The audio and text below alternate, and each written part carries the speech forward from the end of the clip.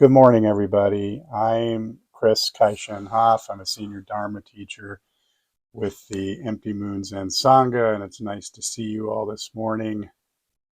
In December, the counseling clinic I direct had a Secret Santa gift exchange. And when it came turn to open my gift, I was surprised by a coffee mug with the phrase, "Hope betrays," printed on it.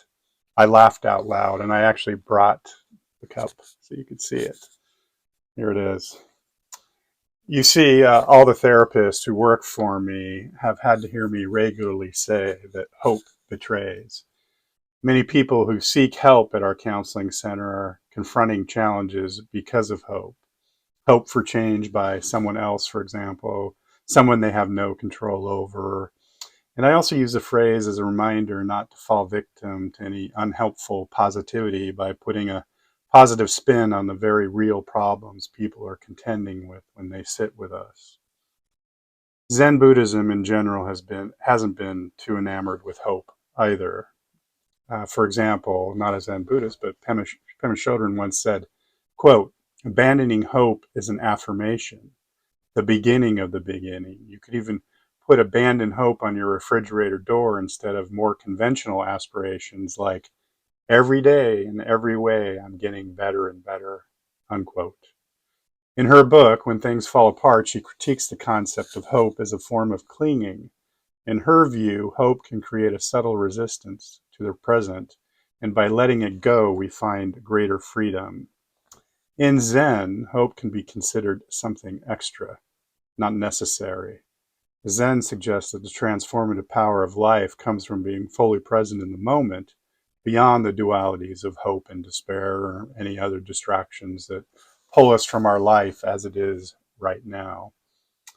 But lately, I have been re-examining hope, and maybe I need to rename it, like contemporary Zen teacher Roshi Joan Halifax has done. In her work on end-of-life care and social activism, she often discusses a wise hope.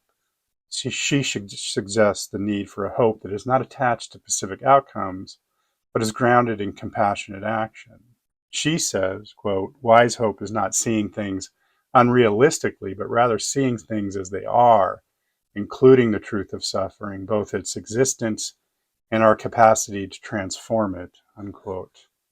Halifax's wise hope aligns with Zen's emphasis on clear seeing and non-attachment, fostering a hope that supports engagement without delusion. But what I have discovered is that hope does not lay down easy. This persistence hints at the irrepressible nature of hope, which can persist even in the most hopeless seeming conditions. This might reflect something fundamental about us messy humans, a yearning for connection, growth, or renewal that refuses to be extinguished. Perhaps this is why, even in Zen, hope is not entirely dismissed, but rather reimagined. It's not about erasing hope, but transforming it into something wiser, freer, or less entangled. So how do we tangle with hope?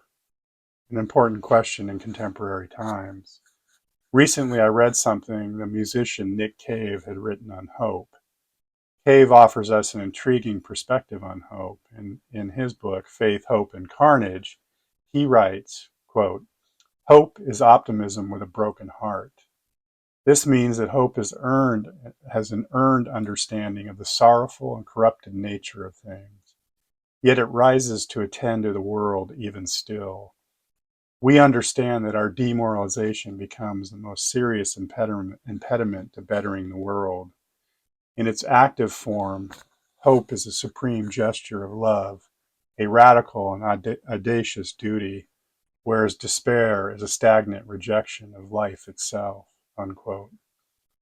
I think Nick Cave's words resonate deeply with Zen practice. The idea of optimism with a broken heart captures something essential about great faith, great doubt, and great energy, three pillars of Zen.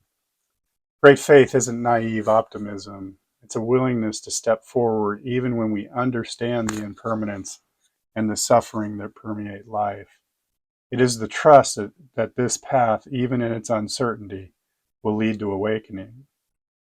Here, I'd like to invite you to reflect on a moment in your life when you experienced great faith. Perhaps it was a time when the way forward seemed unclear, but something within you, a quiet, steady resolve, kept you moving forward, pushed you across the threshold. For me, if I were to look back honestly, my life is filled with moments of great faith. From my entry into recovery to a midlife career change to follow through on my wish to become a therapist, and through several experiences of getting on the other side of the proverbial dark night of the soul, journeys I don't believe anybody escapes. Moments like these reveal how great faith isn't about certainty, it's about trust. Great doubt is the second pillar, and it tempers great faith. It is the willingness to sit with uncertainty, to confront the sorrowful and corrupted nature of things without flinching. In Zen, doubt is not a rejection of faith, but a necessary companion to it. It keeps us honest. When we cling to hope as an outcome, if I do this thing, things will get better, we are trapped in a dualistic mind. Great doubt dismantles this grasping, allowing us to meet life as it is. I don't think anybody who has begun a Zen practice or a meditation practice hasn't had the experience when doubt has overwhelmed them. Many a time I've sat on a cushion wondering, why am I doing this? What's the point? Yet rather than walking away, I leaned into the doubt, exploring it as if it were a koan. What is this doubt pointing to? What does it mean to truly not know? If you have had a similar experience, I encourage you to think about how great doubt has shown up in your life and what it has taught you. And then there is great energy. Great energy is what animates our practice. It is the supreme gesture of love that Nick Cave speaks of. It is what allows us to show up again and again despite heartbreak, despite disillusionment, despite knowing the impermanence of all things. It's the audacious duty of attending to the world, not because we believe we can fix it, but because engaging with it is itself a radical act of love. It is the practice. Great energy reminds me of the story of the Bodhisattva who vows to save all beings, even knowing it is an impossible task. Why would anyone take such a vow? Because the act of engaging with suffering, of meeting it with an open heart, is transformative in itself. For me, great energy often shows up in small, quiet ways. The decision to sit zazen even when I'd rather sleep in, or the effort to truly listen to someone in pain without offering easy answers. These moments, though small, are powerful, and when the world seems at its darkest, when it seems to be spiraling out of control, great energy for me is the remembering that I direct a community counseling center where people who couldn't access mental and relational health services have found help. Showing up there with energy and doing all the small things required right sizes my world again, and I am no longer overwhelmed. In this way, I wonder if Zen does not ask us to abandon hope entirely, but to abandon hope as we commonly understand it, as a wish for a specific outcome, as a tether to what we cannot control. Instead, Zen invites us to embody a deeper, more courageous form of hope, hope with a broken heart, hope tempered by great doubt, hope that fuels great energy. As we sit this January, confronting all the challenges of our current moment, how might we reflect on the ways we can realize these qualities in our practice and in our lives? How can we hold great faith in the path, even as we allow great doubt to strip away our attachments? How can we cultivate great energy to meet this world as it is, not as we wish it to be? And perhaps more importantly, how can we extend this practice outward, transforming hope from a wish into a radical act of care for the world? Late last year, I had a book come out that I was a co-editor on titled An Encyclopedia of Radical Helping. Small promotion there. The encyclopedia is a collection of interconnected entries on helping and healing by over 200 contributors from all over the world. One of my favorite contributions was written by my co-editors and friends, Aaron Siegel and Julie Chow. In it, they explore the concept of ongoingness.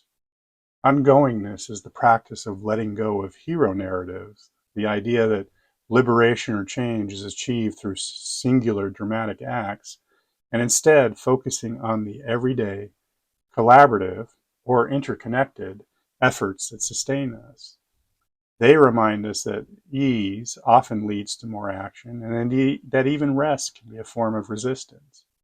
Ongoingness reframes liberation as part of a larger story, one that began before us and will continue after us.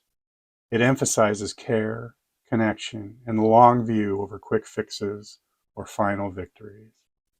In Zen, this perspective aligns beautifully with our focus on the present moment. The practice of ongoingness invites us to show up with great faith, great doubt, and great energy, not for an imagined endpoint, but because ongoingness is itself the practice. When we shift our understanding of hope to one of ongoingness, it becomes less about yearning for a specific outcome and more about engaging with life as it unfolds. This is the radical heart of Zen, meeting each moment fully without clinging and recognizing that the act of showing up is itself transformative. Let us meet the new year not with shallow optimism or deep despair, but with profound clarity and compassion that Zen practice cultivates. In this way, perhaps hope need not betray us after all. Thank you.